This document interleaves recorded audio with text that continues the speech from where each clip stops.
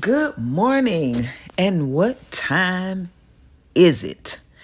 We're about to go through these star constellations in the heavens just for you all to see and know and understand the energy that you have to work with during this time. So let us go ahead and check the date. It is 2025. It's August. It is the 1st. The time is now 6:41 Central Standard Time, so adjust that time for your time zone. If you're East Coast, you're at 7:41. Did I say? I'm not sure. Let me say that again. 6:41 Central Standard Time, 7:41 Eastern Standard Time. All right, because I don't know what it did there. So anyway, let's start with this Aries star constellation. There are no planets or luminaries there at the moment. All right, let's go ahead to the next. Taurus. We have Uranus there transiting over the next several years. It's been there for quite some time. So we probably have about, if I'm not mistaken, 3 years left of this transit. We're just going to see, this shifts and changes in Earth and resources, anything tangible, material, just some shocking changes. I mean, we've experienced earthquakes for a time or whatever, but we're seeing more and more of them at this time. Uranus going through this transit of Taurus, being an earth sign. Again, we're talking about natural resources, all of that jazz. We're just going to see innovation, changes, pretty much shaking things up. Next star constellation, Gemini. You see that we have Venus and Jupiter there. Venus usually transits a star constellation about 2 months, and Jupiter transits through a star constellation for about 12 months or a year. Jupiter just transited into the star constellation of Gemini. I believe it was in June. I can't remember, but I know it was just recently. So Jupiter will be transiting through Gemini for the next year. Venus is a traditional ruler of Taurus and Libra. So this is all about, in astrology, what pleases us, or things like that. Things is beautiful and comforting and all of that jazz. So Gemini, local commute, local travel, communication, small talk, being sociable, all of those things. So, hey, you might have a time with that, right? I know just last night I enjoyed myself at a social event. It was wonderful. I loved it. Okay, so there's probably the beginning of that, right? So there's that, and then Jupiter is the traditional ruler of Sagittarius, which is Gemini's polar opposite sign. So Jupiter in Gemini, most astrologers will say, well, it doesn't feel at home there. But let's just say that Jupiter in Gemini, we talking about, look, big talk. And I'm gonna just say, when you hear that, you might want to take it with a grain of salt, and it's basically like show and prove then. All right, because otherwise, I'm not gonna say too much with that, but just if you hear the talking, just make sure that there's some walking. Feet are hitting the pavement along with that talk, right? All right. So, Cancer, as you can see, when the sun rises, right? The sun on the horizon, because you see east right there. The sun is in Cancer, in that star constellation, and Mercury. So we're in Cancer season, not Leo season. We do this according to the heavens, right? So if everybody, well, I won't say everybody, but there's a lot of people, that's been talking about how they been feeling in the nostalgia and like your childhood memories. And, we were all heartbroken over, Malcolm Jamal Warner when we heard about his, untimely passing. It's like, oh my gosh, our childhood, where is it going? We all he felt like family to us because that was a family show, right? And Cancer is all about, childhood, family, nostalgia, the emotions, because Cancer's a water sign, emotions, right? So that's why we all kind of felt that. And it was really right there at the beginning of Cancer season. Two things happened that that had to do with family. One wasn't all that great, and that was the gentleman CEO and the HR of astronomer. And I mean right at the day, because let's go here real quick. Cancer. The dates are at midpoint, July 17th through August 6th. And right at that date, July 17th, that's when, that news came out. And it is what it is, right? Those things happen, and it's devastating for the family. How they're going to proceed, that's how they're going to proceed. But hey, it's all about family, right?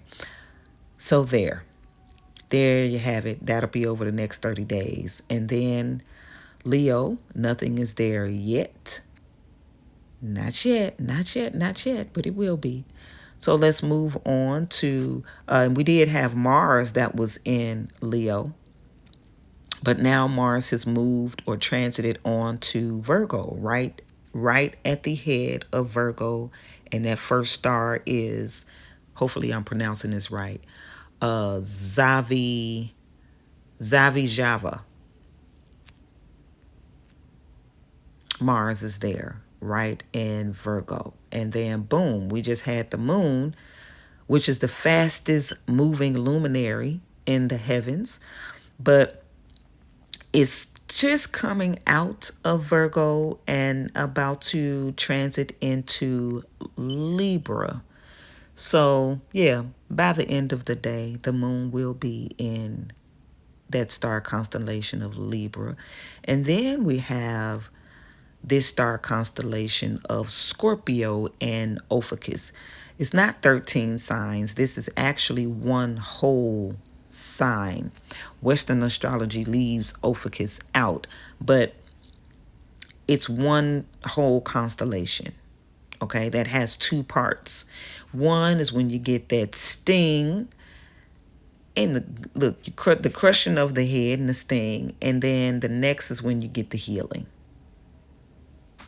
All right. And that's the story of this star constellation in the scriptures. Enmity between the woman's seed and the serpent's seed, and the woman's seed shall crush his head. You see, that's the foot on the head, and his seed shall bruise his heel. And you see the scorpion's tail right there at the heel of Ophiuchus. The heavens just tell the story of the scriptures. Yeah, that's what it does. So moving on to Sagittarius, there are no luminaries or planets there as of yet. And Capricorn, we have Pluto. Pluto is a generational planet. It's slow. It's the slowest moving body. It was discovered in 1930. And it will transit through the star constellation of Capricorn over the next maybe 18 to 20 something years. Okay. And there will be that slow transformation of government, big business, status, all of these things. And we're seeing it. We are seeing it.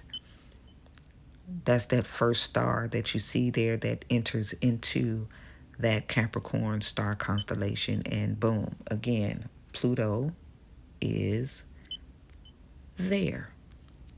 Okay. Move on to Aquarius.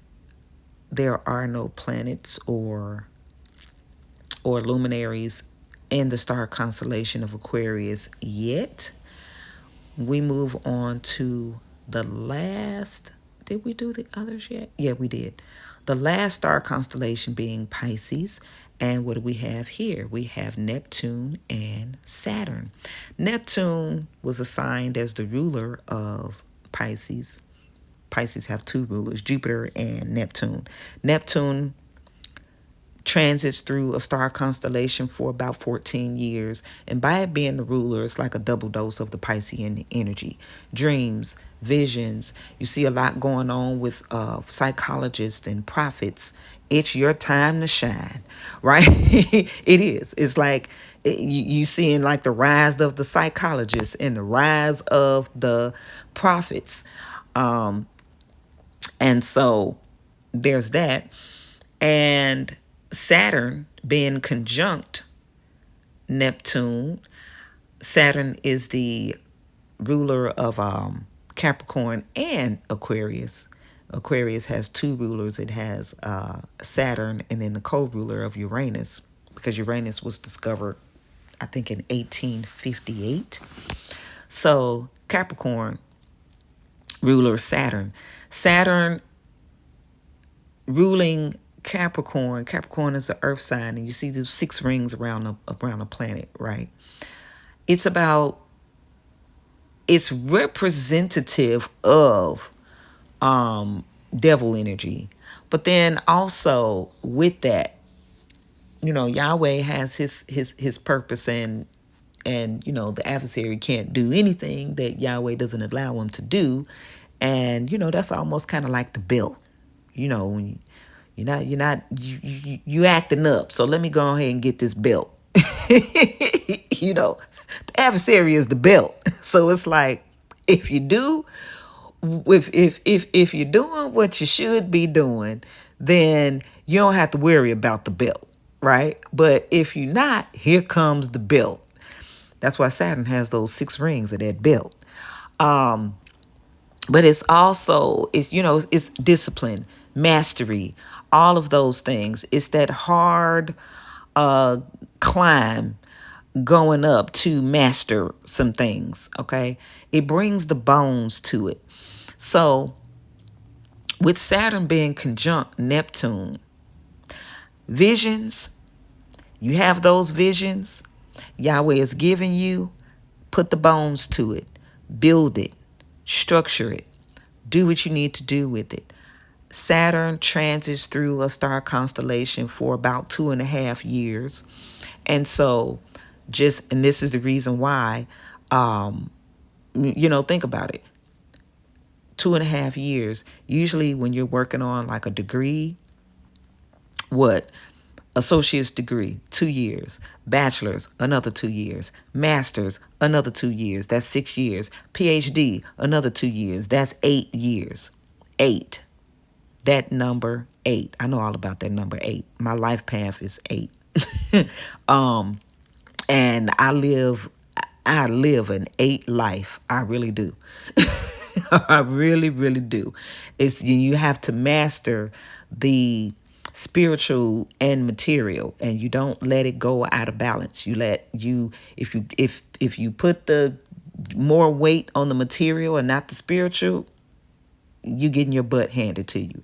If you put more weight toward the spiritual and not the material, you're getting your butt handed to you. So you have to balance it. Okay, so with this energy taking place, do what you need to do with it, and then boom, back here at Aries. So just giving you an update of where everything is in the heavens. You always want to, hey, where's the proof of everything? Where's the proof of, the timing, the seasons? How do you know that it's Leo season or Cancer season or whatever season? Look up. Always look up. If you'd like to book a reading with me, check out the comment section below where you can go ahead and book it. And I can show you how you can use these planetary energies according to your own natal chart for your benefit. All right? Because we all came here on a journey. We all have a purpose. Everybody don't have the same purpose, right? But we all have a purpose. And these energies, when you know where they are and you learn how to utilize them for your benefit, you can do very, very well. So I'll see you next time.